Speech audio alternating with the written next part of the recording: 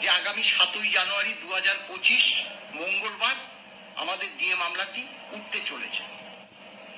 মামলাটা দীর্ঘ থেকে দীর্ঘতর কেন করছে সেটা অনেকে অনেক রকম ভাবেই বিচার বিশ্লেষণ করছে।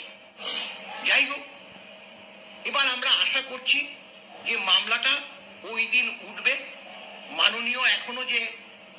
মাননীয় বিচারপতি ঋষিকেশ রায় আর SVN ভাট্টি, মাননীয় বিচারপতি SVN ভাট্টির এজলাসে মামলাটা উঠতে চলেছে।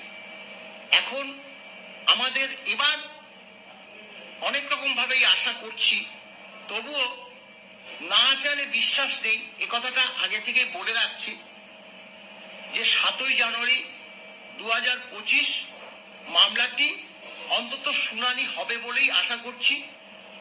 প্রথমত হচ্ছে নন মিসলেনিয়াস হিসাবে মামলাটি আছে।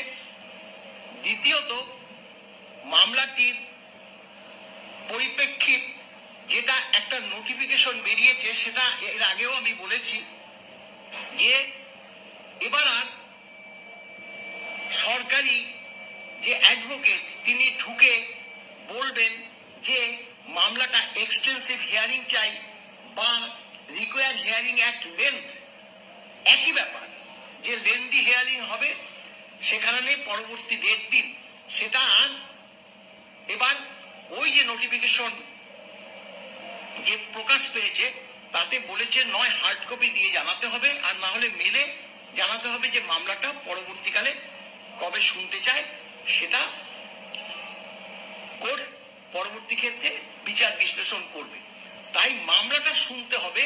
মামলাটা শোনার পর জাজদ্বয় যে পরবর্তী ডেট দেবে সেটাই হবে। সেই ডেটের পরিপ্রেক্ষিতে যদি তারা মনে করে যে এই ডেটে আমরা আসতে পারবো না বা শুনতে পারবো না, পরবর্তী ডেটের জন্য সেটা ওই মেলের মাধ্যমে জানতে হবে।